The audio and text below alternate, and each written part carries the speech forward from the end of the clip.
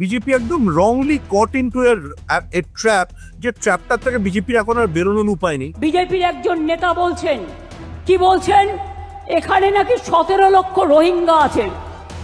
আমি জিজ্ঞেস করছি তাদের নাম নাকি ভোটার লিস্ট থেকে বাদ দিতে হবে। মমতা বন্দ্যোপাধ্যায় যেই বুঝতে পারলেন যে পশ্চিমবঙ্গে স্পেশাল ইন্টেন্সিভ রিভিশন বিজেপি করাবেই এবং ইলেকশন কমিশন সেটার মাধ্যমে ভোটারদের টার্গেট করবে, উনি ওনার পার্সপেক্টিভে ভেবেছেন তৃণমূল সমর্থক ভোটারদের, উনি পাড়ায় পাড়ায় ঠিক ইলেকশন কমিশন যে বুথ পর্যায়ে নিয়ে গেছে উনিও বুথ পর্যায়ে নিয়ে গেছে এবং উনি 80,000 বুথের জন্য ক্যাম্প করছে।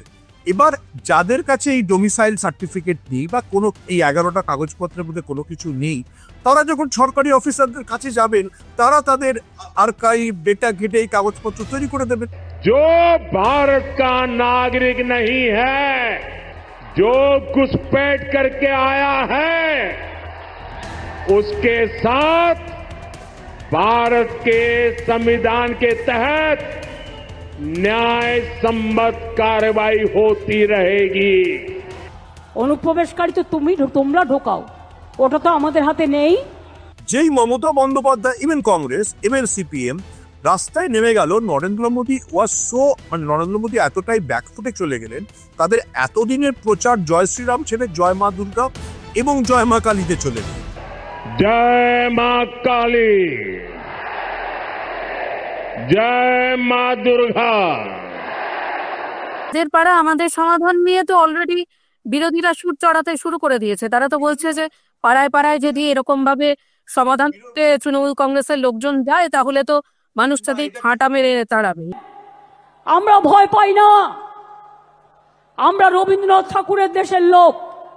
আমরা বলি আমি ভয় করব না, ভয় করব না, দুবেলা মরার আগে মরবো না ভাই, মরবো না। এইটা কিন্তু তৃণমূল কংগ্রেসের প্রজেক্ট নয়, এটা সরকারি প্রজেক্ট। এবং আমি আমি আমি আমি আমি মানে যতটা দুয়ারে সরকার বা মমতা বন্দ্যোপাধ্যায়ের অন্যান্য সাকসেসফুল প্রজেক্টগুলো থেকে বুঝেছি, যেই সরকারি কর্মীরা ঢুকবেন এবং যেই তারা ক্যাম্প করে জানতে চাইবে যে এই বুথে 1000 লোক আছে তাদের কি সমস্যা, লোকরা কিন্তু ম্যাক্সিমাম সমস্যা নিয়ে আসবে ওই স্পেশাল ইন্টেন্সিভ রিভিশনের কথা মাথায় রেখে, এবং সরকারি কর্মীরা ওটা সলিউশন করে দেবে। ফলে মমতা বন্দ্যোপাধ্যায় এখানেও একটা মাস্টার স্ট্রোক দিয়েছেন যে প্রতি বুথে সরকারি কর্মীদের পৌঁছে দেওয়া। কারণ সরকারি আরেক দিক থেকে ইলেকশন কমিশন তার কেন্দ্রীয় সরকারি কর্মীদের দিয়ে এদের এই বুথে বুথে স্পেশাল ইন্টেন্সিভ রিভিশন করবে। ফলে যা কাগজপত্র দরকার, যেখানে যার শর্টকামিং আছে, ডোমিসাইল সার্টিফিকেট হোক, অমুক হোক, সেগুলো কিন্তু সরকার তৈরি করে দিতে পারবে। It's a master stroke two counter special intensive revision বা ইলেকশন কমিশনের এন্টার ড্রাইভটা। কারণ ইলেকশন কমিশন যে ফরম্যাটে, যে কোনো একটা পলিটিক্সের তো একটা ফরম্যাট থাকে, ইলেকশন কমিশন যে ফরম্যাটে গেছিল, বিহারে যেটার জন্য লোকের সমস্যা হয়েছিল, বিহার থেকে যে গ্রাউন্ড রিপোর্ট আসছিল, লোককে দৌড়তে হচ্ছিল ডোমিসাইল সার্টিফিকেট বার করার জন্য, বার করে আবার বিএলওদের জমা দিতে হচ্ছিল। একটা পরিবারে যদি 6 জন থাকে, ধরে নেওয়া যাক একটা পরিবারে দাদু ঠাকুমা মিলিয়ে 6 জন থাকে, তাহলে 6 জনের ডোমিসাইল সার্টিফিকেটের জন্য প্রায় 600 টাকা করে 3600 টাকা যাচ্ছে। এই পুরোটা কিন্তু এই আমার পাড়া আমার সমাধান দিয়ে মমতা বন্দ্যোপাধ্যায়ের সরকার লোকেদের কাছে পৌঁছে দেবে। আচ্ছা, তোমার কি সার্টিফিকেট দরকার? ডোমিসাইল আমি দিয়ে দিচ্ছি। আচ্ছা, তোমার কি সার্টিফিকেট দরকার? তোমার ম্যাট্রিকুলেশনের সার্টিফিকেট তুমি কালেক্ট করতে পারোনি? আচ্ছা, আমি সার্ভার থেকে বার করে দিয়ে দিচ্ছি। It's another very interesting. আমার ধারণা লোকেরা যেটা বলছে সেটা হয়তো সত্যি, এর পেছনে প্রশান্ত কিশোরের বা আইপ্যাকের ভূমিকা থাকতে পারে, but it's a very intelligent master stroke two counter election commission absolutely in the ground level.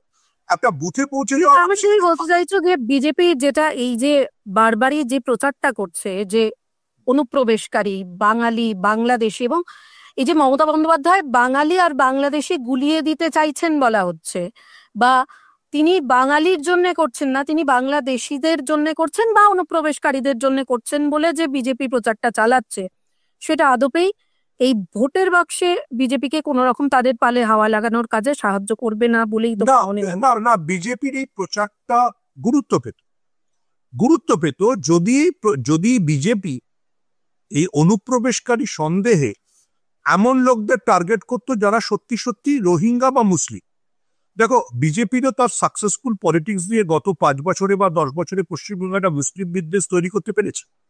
ফলে সেইটা যদি শুধুমাত্র মুসলিমদের নিশানা করা হতো তাহলে একটা প্রথম একটা বিজেপির সার্থকতা হলো।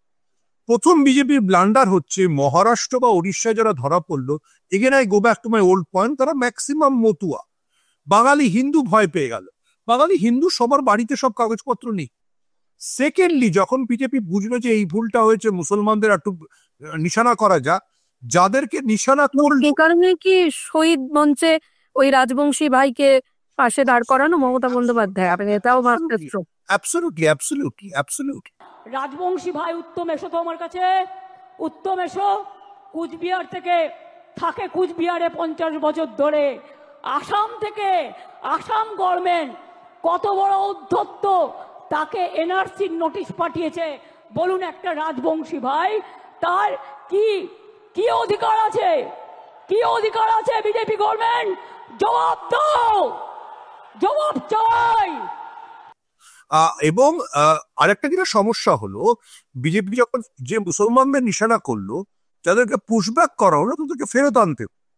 ওয়ান্স ইউ গো ব্যাক, তুমি যে ডিসিশনটা নিয়েছো সেটা থেকে যখন তুমি ফেরত চলে গেলে, তখন লোকে সন্দেহ করবে তার মানে এরা আসলে অনুপ্রবেশকারীদের নিশানা করছিল না, আসলে বেছে বেছে মুসলমানদের নিশানা করছিল, ফলে ওইটাও ডাইলুট হয়ে গেল। And third, the most critical point হচ্ছে হেমন্ত বিশ্ব শর্মার ওই উক্তি যে মাতৃভাষা বাঙালি হলেই তাকে ফরেনার ধরে নিতে হবে।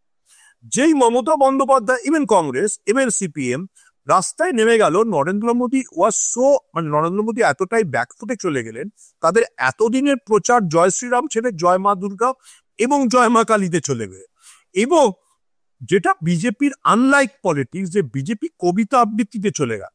দেখো, বিষ্ণুদের কবিতা জিজ্ঞেস করলে, আমি দেখলাম আজকে সুকান্ত মজুমদার পার্লামেন্টের সামনে দাঁড়িয়ে বলেছেন, আচ্ছা আমরা তো পারবো না, ওদের ইরফান পাঠান আর শত্রুঘ্ন সিনহা বাংলা কবিতা আবৃত্তি করতে পারবে তো?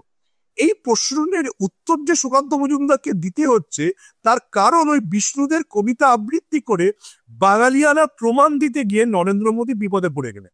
দেখো, যেটা আমার ফিল্ড নয়, আমি যদি সেটাতে খেলতে ঢুকি তাহলে তো মানে তুমি বলতে চাইছো যে যদি যদি বিজেপি আবার নতুন করে যে জয় শ্রীরামে ছিল সেই জয় শ্রীরামেই থেকে যেত, জয় মা দুর্গায় না আসতো, তাহলে অনেক বেশি করে তারা নিজেদের জায়গাটাকে ধরে রাখতে পারতো, বা তারা বিশ্বাসযোগ্যতার জায়গাটা অনেক বেশি ধরে রাখতে পারতো। বিজেপির যে হিন্দুত্বের পলিটিক্স, বিজেপি যদি শুধু সেটাতে থাকতো তাহলে হয়তো বিজেপির কাছে একটা অডিয়েন্স থাকতো। কিন্তু বিজেপি যে মাঝখানে এসে বাঙালি হতে গেল, তখন একেবারে বিজেপিকে এরা ঘিরে ফেললো। কারণ বিজেপির বাঙালি হওয়ার মধ্যে অনেক সমস্যা আছে। সেই দিলীপ ঘোষকে যদি কেউ জিজ্ঞেস করে যে দাদা আপনার দলে একজন বাঙালিকেও সভাপতি করা হয় না কেন, বিজেপির 40-45 বছরের ইতিহাসে কোনো বাঙালি সভাপতি নেই, বিজেপি তো বিপদে পড়ে যাবে। বিজেপির খাদ্যাভ্যাস, বাঙালির সাথে বিজেপির খাদ্যাভ্যাস নিয়ে চ্যালেঞ্জ আছে। বিজেপির বাঙালি হতে যাওয়া মানে হচ্ছে যে যারা বাঙালি অস্মিতার লাইনে পলিটিক্স করে, আজকের পশ্চিমবাংলায় মমতা বন্দ্যোপাধ্যায় বা ইভেন সিপিএম, তারা বিজেপিকে একদম টুটি চিপে ধরে।